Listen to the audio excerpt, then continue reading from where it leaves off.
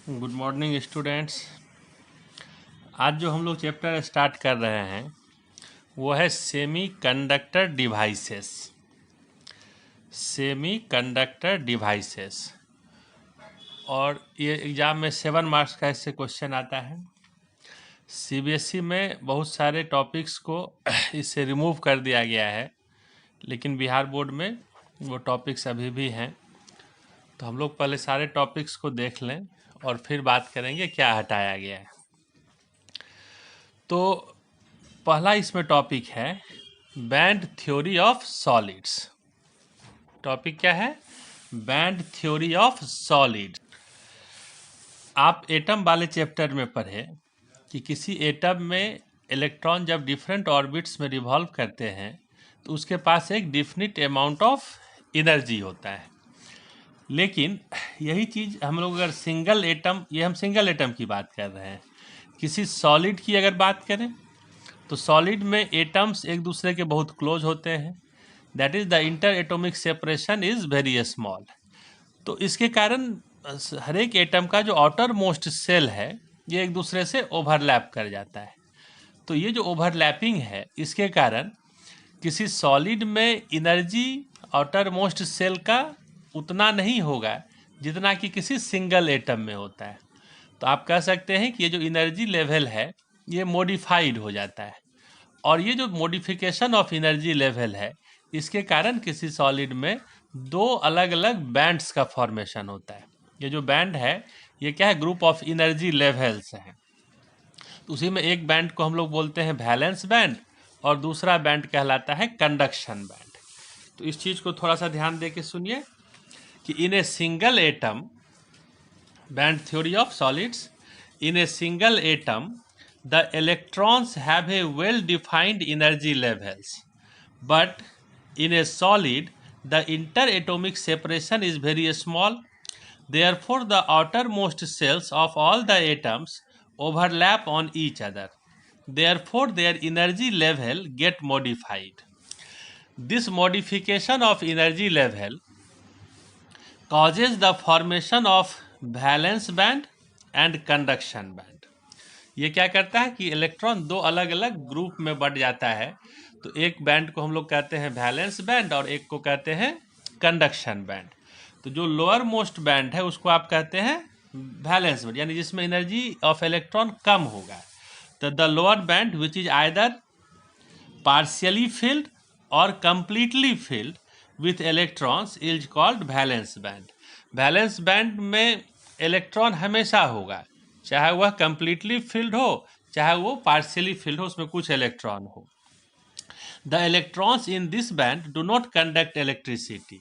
अगर valence band में electron होता है तो वह इलेक्ट्रॉन इलेक्ट्रिसिटी को कंडक्ट करने में कोई रोल प्ले नहीं करता है। और जो हायर बैंड है, यानी कहेंगे जिस बैंड में इलेक्ट्रॉन का एनर्जी ज़्यादा है, तो आप कहेंगे the upper band which is either empty, ये इम्प्टी भी हो सकता है, और फिल्ड विथ इलेक्ट्रॉन्स, फिल्ड भी हो सकता है, पार्शियली फिल्ड भी हो सकता है, is called conduction band. The electrons of this band conduct electricity. अगर किसी मटेरियल के कंडक्शन बैंड में इलेक्ट्रॉन होगा तो वही इलेक्ट्रॉन को, वही इलेक्ट्रिसिटी को कंडक्ट करता है। दैट इज आप कहेंगे कि जो कंडक्शन बैंड का इलेक्ट्रॉन है वही फ्री इलेक्ट्रॉन कहलाता है, और उसी के कारण इलेक्ट्रिसिटी आपको मिलता है। For example silicon. सिलिकॉन देखिए एक सेमी कंडक्टर है। तो जरा हम लोग इसकी बात करें तो सिलिकॉन का एटॉमिक नंबर 14। तो इसका इलेक्ट्रॉनिक कन्फिग्रेशन आप करेंगे तो ये हो गया 1s2 2s2 2p6 3s2 3p2। अब आप देखिए कि इसमें जो थर्ड सेल है उसमें दो सब सेल हैं 3s और 3p। तो 3p में 6 इलेक्ट्रॉन्स हो सकते थे लेकिन यहाँ 2 है, यानी ये 4 इम्प्टी है। अब आप देखिए इसको अगर हम एनर्जी लेवल को शो करें तो इंटर एटॉमिक सेपरेशन और इधर ले रहे हैं एनर्जी लेवल। तो आप देखिए कि 1s2 2s2 2p6 3s2 3p2। तो ये 1s2 2s2 और 2p6 ये जो सब सेल्स हैं इसमें कोई ओवरलैपिंग नहीं है, लेकिन जो इसका आउटर मोस्ट सेल है 3s2 और 3p2, नहीं, आप कहेंगे कि ये डिफरेंट एटम्स का ये 3s2 और 3p2 ओवरलैप करता है। तो अगर किसी सिंगल एटम में लेंगे, that is inter atomic separation अगर ज़्यादा हो तो ये भी क्या होगा, ओवरलैपिंग से फ्री होगा। लेकिन जब इंटर एटॉमिक सेपरेशन कम होगा तो आप देखिए ये ओवरलैप करता है और इसके कारण एनर्जी लेवल मॉडिफाई होता है। तो आप कहेंगे कि ये दो ग्रुप में ऐसे बढ़ जाता है।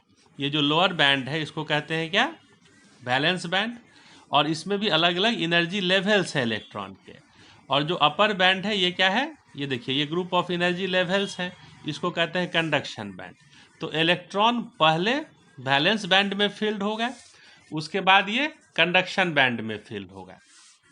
तो चूंकि अब देखिए कि इसमें आउटरमोस्ट सेल में 4 इलेक्ट्रॉन है और 4 का जगह एम्प्टी है, तो आप कहेंगे कि ये 4 जो है ये इसमें फील्ड होगा। तो अगर किसी सॉलिड में सिलिकॉन का अगर कोई मान लीजिए क्रिस्टल है, उसमें अगर n एटम्स हैं, तो अगर सिंगल एटम में हम लोग बात करें तो कहेंगे ये 4 फील्ड है और 4 एम्प्टी है। लेकिन अगर हम किसी क्रिस्टल की बात करें उसमें आप कहेंगे कि n नंबर ऑफ एटम्स है, तो आउटरमोस्ट सेल में सारा ओवरलैप करके एक अलग ग्रुप बनाया और वो आप कहेंगे कि वो 4n एटम्स हैं। तो 4n फील्ड है और 4n एम्प्टी है। तो जो 4n फील्ड है वो किस में आ गया, वैलेंस बैंड में, और जो 4n एम्प्टी है वो किस में है, यानी कंडक्शन बैंड इसका एम्प्टी है। और इस दोनों बैंड के बीच एक गैप है, इसको हम लोग कहते हैं एनर्जी गैप और बैंड गैप। इसमें इलेक्ट्रॉन नहीं रहेगा। अगर वैलेंस बैंड में इलेक्ट्रॉन को एनर्जी मिलेगा तो ये जंप करके जाएगा कंडक्शन बैंड में। तो इस तरह से हम लोग बता सकते हैं कि एनर्जी किस तरह से ये लेवल मॉडिफाई होता है और ये दो बैंड यहाँ पे फॉर्म करता है। उसके बाद आप देखिए ये क्वेश्चन इसमें अक्सर पूछता है कि आप बैंड थ्योरी के बेसिस पे कंडक्टर, इंसुलेटर और सेमी कंडक्टर में डिफरेंसेस बताइए। तो आप देखिए कि कंडक्टर के केस में वैलेंस बैंड, कंडक्शन बैंड, इसमें वैलेंस बैंड कंप्लीटली फिल्ड है, कंडक्शन बैंड में भी इलेक्ट्रॉन्स हैं, और इसका जो बैंड गैप है Eg, ये क्या है, 1 इलेक्ट्रॉन वोल्ट से लेस है, ये 1 इलेक्ट्रॉन वोल्ट से कम है। या किसी किसी कंडक्टर में ये जो कंडक्शन बैंड और वैलेंस बैंड है ये ओवरलैप रहता है, यानी कंडक्शन बैंड में हमेशा इलेक्ट्रॉन रहेगा और यह इलेक्ट्रिसिटी को कंडक्ट करता है। दूसरा हम लोग बात करें इंसुलेटर के केस में देखिए कंडक्शन बैंड, वैलेंस बैंड में इसमें कुछ इलेक्ट्रॉन रहेगा और कंडक्शन बैंड इंसुलेटर के केस में एम्प्टी रहता है, यानी इसके पास कोई फ्री इलेक्ट्रॉन्स नहीं है। और इसका जो बैंड गैप है ये बहुत ज़्यादा है, Eg greater than 3 electron volt. तो यह जब बैंड गैप बहुत ज़्यादा है, जैसे आप देखिए कि किसी डायमंड का आप लीजिए तो डायमंड के लिए बैंड गैप होता है 6 इलेक्ट्रॉन वोल्ट। तो यह इलेक्ट्रॉन वोल्ट इतना एनर्जी ज़्यादा है कि इलेक्ट्रॉन बैलेंस बैंड से कंडक्शन बैंड में जंप भी नहीं कर सकता है, इसलिए इंसुलेटर जो है इलेक्ट्रिसिटी को कंडक्ट नहीं करता है। और सेमी कंडक्टर के केस में कंडक्शन बैंड, वैलेंस बैंड इसमें फील्ड है, कंडक्शन बैंड सेमीकंडक्टर के केस में एम्प्टी है, यानी यह जो प्रॉपर्टी है इंसुलेटर जैसा है, लेकिन इसका जो बैंड गैप है ये कम है, band gap of the order of 1 electron volt. तो बैंड गैप अगर कम है तो इलेक्ट्रॉन को अगर कुछ एनर्जी मिलता है तो यह वैलेंस बैंड से जंप करके कंडक्शन बैंड में चला जाता है और तब यह थोड़ा बहुत कंडक्टिव नेचर शो करता है। तो सेमी कंडक्टर एक्चुअली क्या है, वैलेंस बैंड, ये कंडक्टर और इंसुलेटर के एक आप कह सकते हैं बीच का मटेरियल है। ये इंसुलेटर वाला प्रॉपर्टी भी कभी कभी शो करता है और कभी कभी ये कंडक्टिव प्रॉपर्टी भी शो करता है। तो इसको ध्यान में रखिएगा, इस डायग्राम को जरूर ध्यान में रखना है कि कंडक्शन, ये कंडक्टर, इंसुलेटर और सेमी कंडक्टर में जब आप डिफरेंस बताते हैं ये बैंड गैप के टर्म में, तो valence band, conduction band, band gap कितना है ना, और इस तरह से आप इसको एक्सप्लेन करते हैं। इस चैप्टर में हम लोगों को फोकस करना है सेमीकंडक्टर्स पे। सेमीकंडक्टर किसको कहते हैं, तो एक तो आप बैंड थ्योरी के बेसिस पे कहें।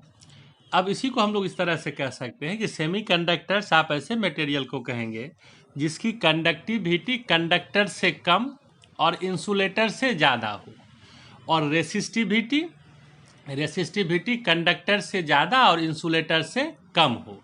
तो ऐसे मटेरियल्स को आप कहते हैं सेमीकंडक्टर्स। तो देखिए यहाँ लिखे हैं, semiconductors are those material of which both the resistivity and conductivity lies between the conductors and insulators. तो इसकी रेसिस्टिविटी 10⁻⁵ टू 10⁻6 ओम मीटर, और कंडक्टिविटी का रेंज है 10⁵ टू 10⁻6 साइमन मीटर इनवर्स। ये इसका याद रखना है। अब देखिए एग्जाम्पल के तौर पे सेमीकंडक्टर का हम लोग यहाँ पे दो एलिमेंट ऐसे हैं जिसको आप सेमीकंडक्टर कहते हैं, तो सिलिकॉन एंड जर्मेनियम। और कुछ कंपाउंड्स होते हैं जो सेमीकंडक्टर होते हैं, लेकिन हम लोग यहाँ पे एलिमेंट के फॉर्म में जब देखते हैं तो कहते हैं silicon and germanium are the semiconductors. तो सिलिकॉन का एटॉमिक नंबर 14। अब इसका इलेक्ट्रॉनिक कन्फिग्रेशन कीजिए तो 1s2 2s2 2p6 3s2 3p2। और जर्मेनियम का atomic number 32 1s2 2s2 2p6 3s2 3p6 4s2 3d10 4p2। तो अब आप कहेंगे कि इसके आउटर मोस्ट सेल में देखिए, आउटर मोस्ट सेल इसका थर्ड सेल है, इसमें s और p दो सब सेल है, दोनों में दो दो इलेक्ट्रॉन है, यानी आउटर मोस्ट सेल में 4 इलेक्ट्रॉन। और जर्मेनियम में भी आप देखिए कि आउटर मोस्ट सेल इसका फोर्थ सेल है, इसमें भी 4s2 4p2 4 इलेक्ट्रॉन। तो आप कह सकते हैं किसी सेमीकंडक्टर के आउटर मोस्ट सेल में नंबर ऑफ इलेक्ट्रॉन्स 4। हालांकि ये आप नहीं कह सकते हैं कि 4 इलेक्ट्रॉन होगा आउटर मोस्ट सेल में तो वो सेमीकंडक्टर ही होगा। जैसे कार्बन के भी आउटर मोस्ट सेल में 4 इलेक्ट्रॉन, लेकिन कार्बन सेमीकंडक्टर नहीं है। तो आप कहेंगे किसी सेमीकंडक्टर के आउटर मोस्ट सेल में नंबर ऑफ इलेक्ट्रॉन्स कितना होगा 4। तो in a semiconductor there are 4 electrons in the outermost shell, therefore the atoms of a semiconductor are bonded with covalent bond. 4 electron outermost shell में है, तो ये जो आपस में एक बॉन्ड बनाएगा वो कैसा बॉन्ड होगा, कोवेलेंट बॉन्ड, यानी ये पेयरिंग करेगा, इलेक्ट्रॉन का साझेदारी करेगा। तो देखिए कि सिलिकॉन है, ये सारा सिलिकॉन का आपका एटम है, सबके आउटर मोस्ट सेल में 4 इलेक्ट्रॉन है, सबके आउटर मोस्ट सेल में क्या है 4 इलेक्ट्रॉन है, 1 2 3 4 इस तरह से सबके सेल में। और आप देखिए कि ये दो का क्या कर रहा है, पेयरिंग कर रहा है, दो का ये पेयरिंग कर रहा है, दो का पेयरिंग कर रहा है इस तरह से। तो ये सब क्या है, सारा इलेक्ट्रॉन आपका क्या हो गया, इस तरह से पेयरिंग किया। तो आप कहेंगे इसके पास कोई फ्री इलेक्ट्रॉन नहीं बचा। तो in a semiconductor there are no free electrons, therefore at a temperature 0 kelvin a semiconductor behaves as a perfect insulator. आप कहेंगे सेमीकंडक्टर 0 केल्विन पे क्या करता है, एक इंसुलेटर की तरह बिहेव करता है, लेकिन जैसे जैसे टेम्परेचर इंक्रीज करेगा तो इसका कुछ कोवेलेंट बॉन्ड ब्रेक करता है और उसके बाद इसके पास कुछ फ्री इलेक्ट्रॉन्स हो जाता है, तब यह एक लिटिल कंडक्टिविटी शो करता है as a perfect insulator. But as the temperature rises some of the covalent bond breaks, and even at room temperature the semiconductor behaves as shows a little conductivity. The conductivity of a semiconductor increases with rise in temperature. ये देखिए बड़ा एक important property है कि किसी semiconductor का conductivity temperature के increase करने से राइज करता है। कंडक्टर के केस में जस्ट अपोजिट था। अब देखिए इसमें एक हम लोग टर्म यूज करते हैं होल। इलेक्ट्रॉन जब यहाँ पे कोवेलेंट बॉन्ड ब्रेक करता है, इलेक्ट्रॉन वहाँ से फ्री होता है, तो वहाँ पे जो एक वैकेंसी क्रिएट होगा उसको हम लोग कहते हैं holes. The vacancy created by the electron due to the breaking of covalent bond in a semiconductor is called hole. Hole क्या है, वैकेंट प्लेस है जहाँ पे इलेक्ट्रॉन था लेकिन इलेक्ट्रॉन वहाँ से निकल गया। तो आप कहेंगे इलेक्ट्रॉन जब वहाँ से निकल गया तो उस रीजन का चार्ज पॉजिटिव होगा और वो एक इलेक्ट्रॉन के चार्ज के बराबर होगा। In a semiconductor holes are the positive charge carrier. Hole क्या है, होल कोई पार्टिकल नहीं है, लेकिन होल पॉजिटिव चार्ज कैरियर है और यह इलेक्ट्रॉन जिस डायरेक्शन में मूव करेगा उसके अपोजिट मूव करता है। तो किसी सेमीकंडक्टर में करंट जो फ्लो करेगा it is due to both the electrons and holes. अब देखिए इसी में एक टर्म है डोपिंग। अब किसी सेमीकंडक्टर की कंडक्टिविटी कम है तो कंडक्टिविटी को इंक्रीज करने के लिए हम लोग इसमें कुछ इम्प्यूरिटी मिलाते हैं। तो to increase the conductivity of a semiconductor an impurity is added to it.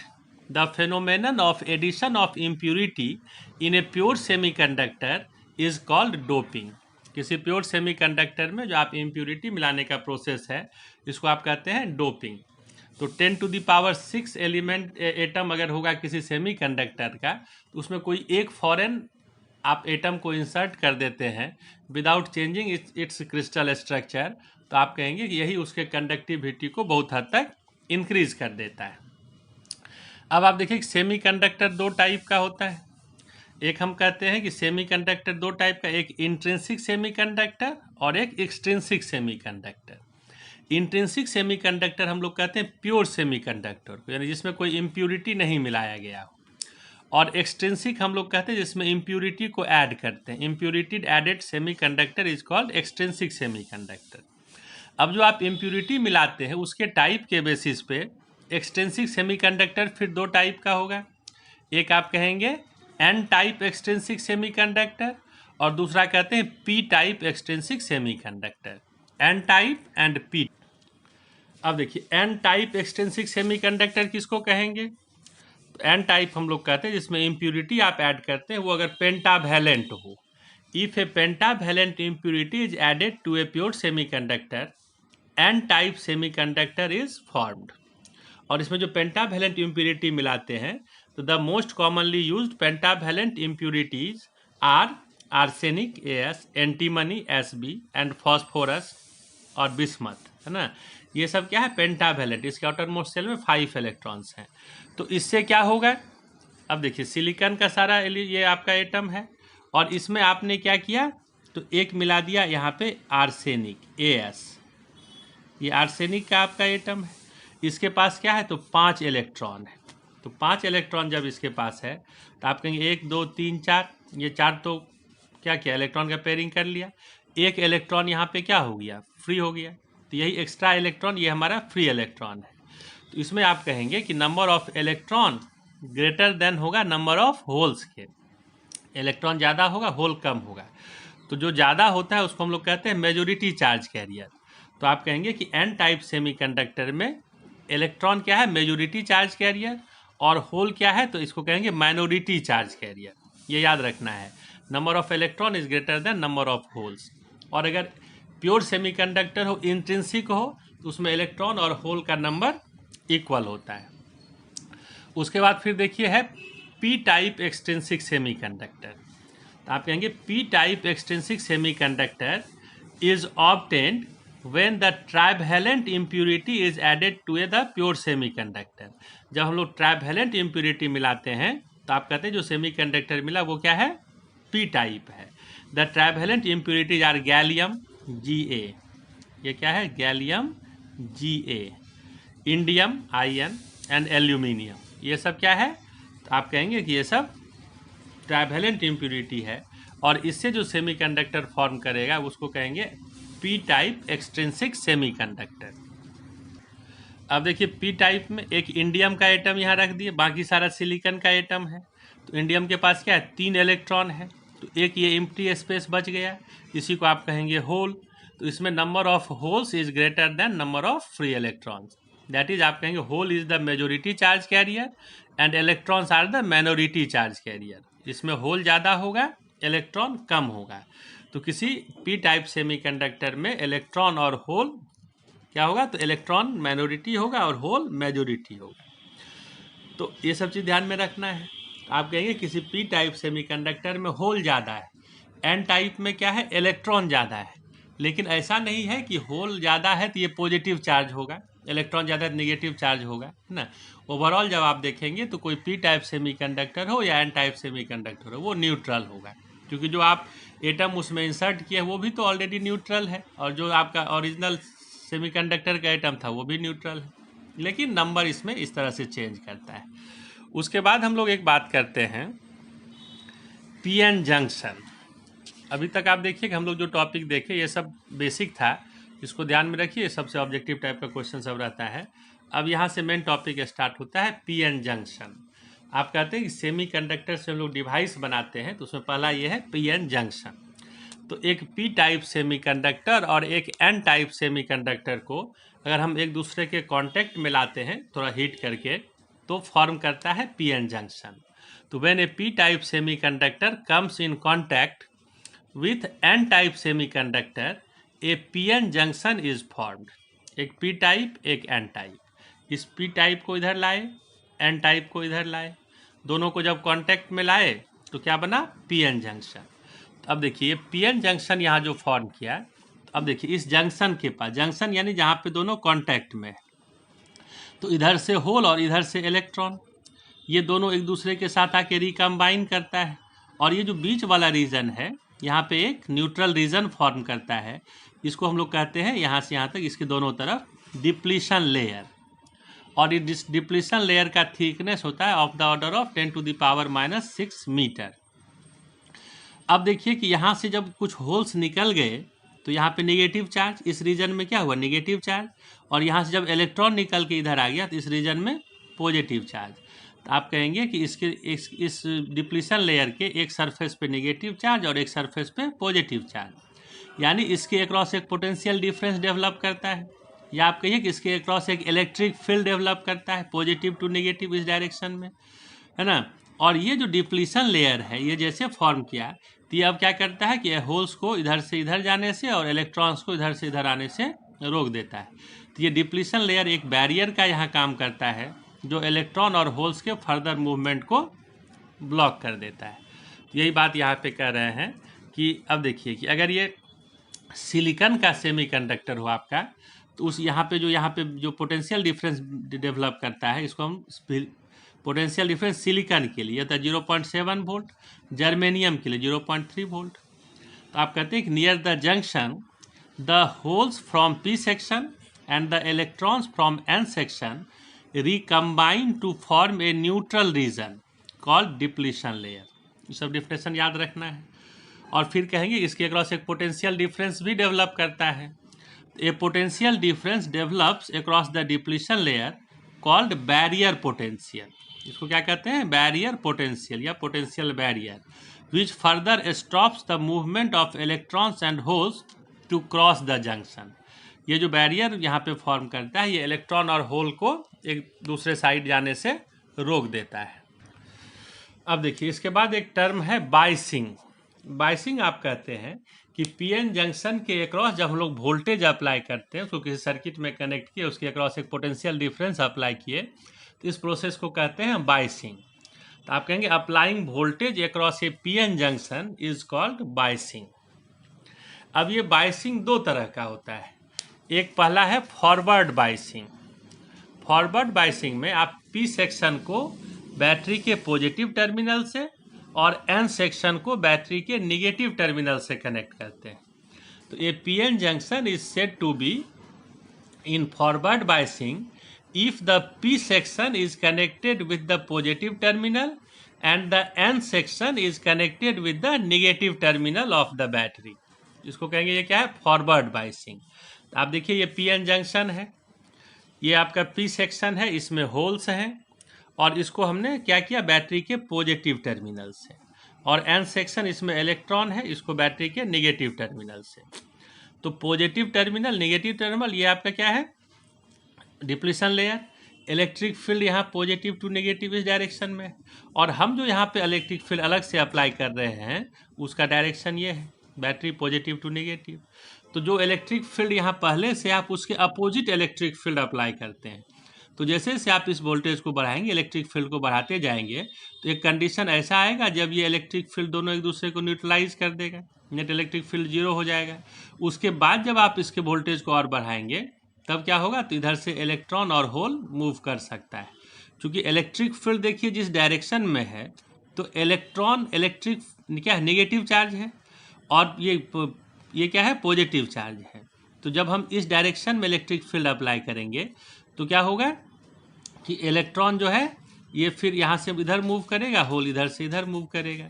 तो आप कहेंगे कि ये पीएन जंक्शन, ये तो हो गया negative forward biasing if the P section is connected with the positive terminal and N section is connected with the negative terminal of the battery। तो इन फॉरवर्ड बाइसिंग क्या होगा कि होल आप देखिए इधर से इधर जाना चाहेगा, पॉजिटिव टर्मिनल से ये रिपेल होगा, और यहाँ इलेक्ट्रॉन है तो ये इलेक्ट्रॉन नेगेटिव है, तो ये नेगेटिव टर्मिनल से रिपेल होगा, तो दोनों तरफ से ये रिपेल होके डिप्लीशन लेयर की ओर आएगा।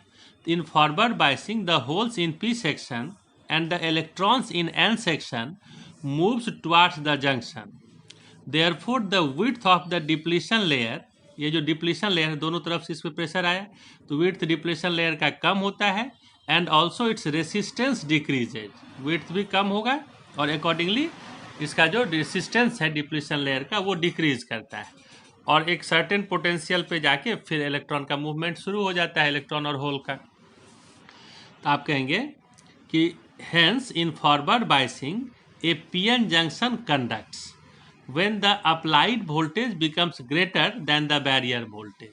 जो वोल्टेज आप अप्लाई करते हैं उससे ज़्यादा पे उससे ज़्यादा अगर अप्लाइड वोल्टेज हो, मतलब बैरियर वोल्टेज से अगर ज़्यादा अप्लाइड वोल्टेज हो तो क्या होगा, आप कहेंगे कि तब यहाँ पे इलेक्ट्रॉन और होल का मूवमेंट स्टार्ट हो जाता है, यानी करंट मिलता है, दैट इज आप कहेंगे ये कंडक्ट करता है। तो अब देखिए यही फॉरवर्ड बायसिंग का एक ग्राफ है, वोल्टेज करंट। वोल्टेज हम ले रहे हैं वोल्ट में, करंट ले रहे हैं मिली एम्पियर में।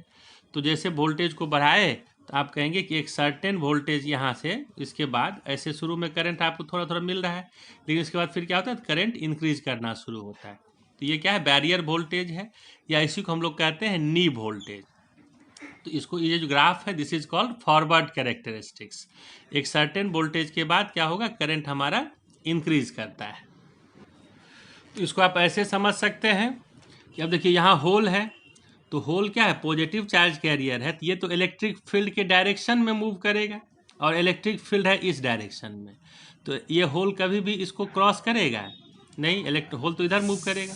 और इलेक्ट्रॉन जो होता है वो इलेक्ट्रिक फील्ड के अपोजिट मूव करता है। अब इलेक्ट्रिक फील्ड इस डायरेक्शन में है, तो इलेक्ट्रॉन इलेक्ट्रिक फील्ड के डायरेक्शन में मूव नहीं करेगा, लेकिन जब आप यहाँ पे वोल्टेज अप्लाई किए, ये इलेक्ट्रिक फील्ड इससे ज़्यादा हो गया है, तो नेट इलेक्ट्रिक फील्ड का डायरेक्शन अब इधर हो जाएगा। तो जब इधर इलेक्ट्रिक फील्ड हो जाएगा तो होल इस डायरेक्शन में मूव करेगा, इलेक्ट्रॉन इस डायरेक्शन में मूव करेगा। तो आप कहेंगे कि पीएन जंक्शन को जब हम लोग फॉरवर्ड बायसिंग में कनेक्ट करते हैं तो इलेक्ट्रॉन और होल जंक्शन को क्रॉस करता है, दैट इज यह पीएन जंक्शन फॉरवर्ड बायसिंग में कंडक्ट करता है। यही मेन प्रॉपर्टी याद रखना है कि पीएन जंक्शन को जब हम लोग फॉरवर्ड बायसिंग में कनेक्ट करते हैं तो यह इलेक्ट्रिसिटी को कंडक्ट करता है। और जो सेकेंड टाइप का बायसिंग है ये कहलाता है रिवर्स बायसिंग। इसमें आप बैटरी को उल्टा कनेक्ट करते हैं। A PN junction is said to be in reverse biasing if its P section is connected with the negative terminal and the N section is connected with the positive terminal of the battery। अब देखिए ये P section, ये N section, ये depletion layer. P section को battery के negative terminal से connect किए और N सेक्शन को बैटरी के पॉजिटिव टर्मिनल से, ऐसे आप कनेक्ट कर दिए। तो अब देखिए कि इसमें जो होल है ये निगेटिव की ओर अट्रैक्ट होगा, यानी इधर आएगा, और जो इलेक्ट्रॉन है वो पॉजिटिव की ओर अट्रैक्ट होगा, इधर आएगा।